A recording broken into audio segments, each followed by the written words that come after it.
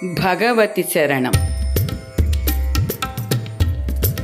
శ్రీదేవి భాగవతం. రచన సుబ్రహ్మణ్యం పిళ్ళై గిరిధరన్ గారు. వ్యాఖ్యానము శ్రీమతి మిట్టాలక్ష్మి. జనమేజయ మహారాజు అంబాయజ్ఞము చేయుట. వ్యాసుడు జనమేజయ మహారాజా 8వ స్కందము నుండి విషయములన్నింటినీ నారాయణ ద్వారా మహాత్ముడైన నారదునకు చెప్పబడను. దీనిని వినిన మానవుడు కృతకృత్యుడగును. రాజేంద్ర, ఇప్పుడు నీవు నీ యొక్క తండ్రి యొక్క ఉద్ధారమునకు దేవి యజ్ఞము ఒనరింపుము. దేవి యొక్క సర్వోత్తమమైన ఉత్తమము అగు మంత్రదీక్షను చేకొనుట నీ పరమ కర్తవ్యము. విధి విధానముగా గ్రహించిన ఈ మంత్రము మానవ జన్మను సఫలమొనరించును. వ్యాసుని వచనములను వినిన తరువాత జనమేజయుడు మంత్రదీక్ష వసగమని ఆ మునీంద్రిని ప్రార్థించెను. దేవి యొక్క ప్రణవమని పేరు కలిగిన మహామంత్ర దీక్ష విధి విధానంగా గ్రహించెను. నవరాత్రుల పుణ్య సమయమున దౌమ్యుడు మొదలుగా గల మునులను రావించెను. అంబాయజ్ఞమును ఆరంభించెను. శ్రీమద్దేవి భాగవత పురాణమును బ్రాహ్మణుల ద్వారా పఠింపజేసెను. బ్రాహ్మణులను భోజనములతో తృప్తులను చేసెను. ముత్తైదేవులకు స్త్రీలు, కుమారి కన్యలు, బ్రహ్మచారులకు కూడా భోజనము పెట్టబడెను. దీనులు దిక్కులేని వారు భుజించి తృప్తులైరి దాన ధర్మములతో తృప్తిని చెందిరి. ఒకనాడు జనమేజయుడు యజ్ఞమును పూర్తి చేసి ఆసనమున విరాజమానుడై ఉండగా నారదుడు ఏతంచెను. రాజు మునికి నమస్కరించి ఆసనాది ఉపచారములతో కుశల ప్రశ్నలతో ముని రాకకు కారణము తెలుపమను అని కోరగా, నారదుడు, రాజేంద్ర, నేను దేవలోకమునందు అద్భుత దృశ్యమును చూచి తిని ఆ విషయం తెలుపుటకే నేను వచ్చి తిని. రాజా, మీ తండ్రి గారు దివ్య శరీరుధారులైరి.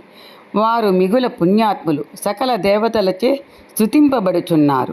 ఉత్తమ రథారూఢులై వారిరువురు మణిద్వీపమునకు వెళ్ళుచున్నారు.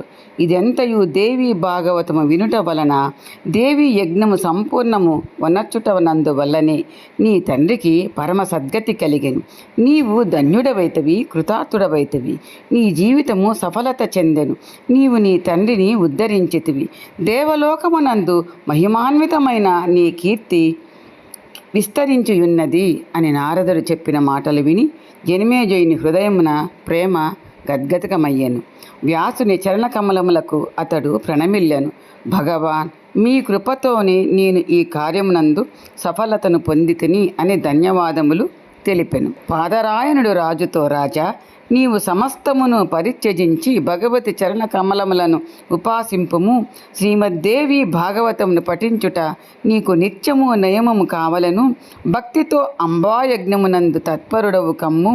సంసార రూప బంధము నుండి నీవు అప్రయత్నముగానే ముక్తుడగుదవు.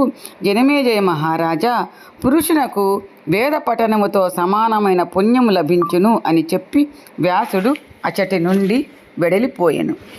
ఆ మునుల ముఖముల నుండి శ్రీమద్దేవి భాగవతమును గురించిన శ్రేష్టమైన ప్రశంసయే చర్చించబడుచుండెను.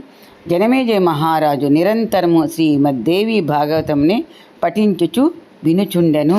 దేవి భాగవత మహిమ. సర్వ కల్విదమే వాహం నావ్యదస్తి సనాతనం అను ఈ అర్ధశ్లోకమే శ్రీమద్దేవి భాగవతమున పేరుతో ప్రసిద్ధిగాంచినది. దేవి వటపత్రి సాయి అయిన విష్ణువునకు దీనిని ఉపదేశించెను. మొదట దీనిని బ్రహ్మ 100 కోట్ల శ్లోకములతో విస్తృతముగా వర్ణించెను. వేదవ్యాసుడు సుఖదేవునికి బోధించుట కోసం దీని యొక్క సారమును ప్రోగు చేసి 18,000 శ్లోకములతో ఈ పురాణమును రచించెను. 12 స్కందములుగా దీనిని విభజించెను. అప్పుడు దీనికి శ్రీమద్దేవి భాగవతము అని పేరు పెట్టిరి. శ్రీదేవి భాగవతము పరమ పవిత్రము, పాపనాశకము, పుణ్యప్రదమైన దీనికి మరి ఏదియూ సాటి రాదు. మానవుడు పఠించుట వలన అశ్వమేధ యజ్ఞము ఫలము లభించును. ఈ పురాణమును తెలిసిన బ్రాహ్మణునకు దానం ఇవ్వవలను. దక్షిణగా పాలిచ్చు దానిని, అలంకృతమైన దానిని, బంగారు హారముతో విభూషిత అయిన దూడతో కూడిన కపిల గోవును వ్యాసునకు సమర్పించవలను. ఈ కథ సమాప్తమైనప్పుడు ఇందు ఎన్ని అధ్యాయములున్నవో అంతమంది బ్రాహ్మణులకు భోజనం పెట్టవలెను. వస్త్రములతో చందనమాలలతో పాయసాన్నము ఇడి పూజించవలను. ఈ పురాణగానము చేత పృథివిని దానమరణించిన ఫలము లభించును. ఈ లోకమున సుఖములను అనుభవించి చివరకు దేవీ లోకములకు చేరుకొనును.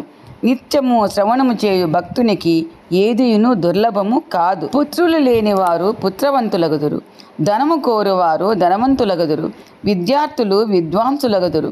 ఈ పురాణమున్న చోట లక్ష్మీ సరస్వతులు ఎప్పుడును వదిలిపెట్టరు. బేతాళ డాకిని రాక్షసుల దృష్టి ఈ ఇంటి మీద పడదు. ప్రతి సంధ్యయందు పఠించిన జ్ఞానప్రాప్తి కలుగును. వైష్ణవులు, శైవులు, సౌరులు, గాణాపత్యులు లక్ష్మిని, పార్వతిని, ఛాయను, బుద్ధి సిద్ధులను సంతుష్టపరచుటకై ఈ పురాణమును పఠించెదరు. చైత్రము, ఆషాఢము, ఆశ్వీజము, మాఘము ఈ మాసములందలి శుక్లపక్షమునందలి 4 నవరాత్రములందు నిత్యము ఈ పురాణమును పఠించవలను. భగవతి సచ్చిదానంద స్వరూపిణి. ఆ దేవియే భగవతి గాయత్రీనామముతో ఖ్యాతి వహించెను. హ్రీం స్వరూపమైన ఆ జగదంబకు నేను ప్రణమిల్లుచున్నాను. నైమిషారణ్యవాసులగు మునులు శ్రీదేవి భాగవతము సూతుని వలన విని ఆయనను సత్కరించిరి.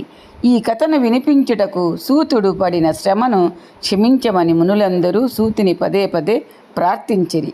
అయ్యా, ఈ సంసార రూప సముద్రమును దాటుటకు మా కొరకు మీరే నౌకారూపమున ఇచ్చటకు ఏతెంచితరి. శ్రీమద్దేవి భాగవత పురాణము సకల వేదముల గుహ్యతరమయము. శ్రీదేవి భాగవతం నందు 12 స్కందములలో అనేక విషయాలు తెలుపబడినవి. ఆ వివరాల గురించి సంక్షిప్తముగా ప్రతి స్కందములోని పురాణాలు, మునులు, అవతారాలు, పూజలు, ఫలాలు, విశేషాలు గురించి మరొక్కసారి తరువాతి ఎపిసోడ్లో చర్చించుకుంటూ మన ఛానల్ పోస్ట్లో కల చక్కటి అమ్మవారి పాట విందాము. శ్రీమాత్రే నమః.